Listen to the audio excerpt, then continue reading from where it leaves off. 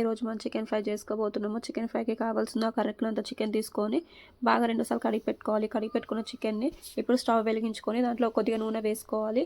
మనం కడిగి పెట్టుకున్న చికెన్ని దాంట్లో వేసేసుకోవాలి. వేసుకున్న చికెన్ ఒక హాఫ్ అన్ అవర్ మగ్గనిచ్చిన తర్వాతకి మనం నూరు పెట్టుకున్న అల్లం పేస్ట్ని కూడా వేసుకోవాలి.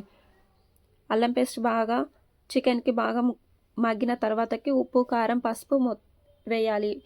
మనం వేసుకున్న ఉప్పు, కారం, పసుపుని బాగా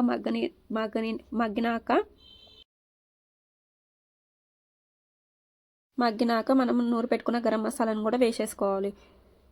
గరం మసాలా వేసుకున్న తర్వాతకి బాగా ముక్కకి బాగా పట్టేలాగా ఒక 20 మినిట్స్ ఉంచుకున్న తర్వాతకి మనం కడిగి పెట్టుకున్న కొత్తిమీర, పుదీనా వేసుకోవాలి.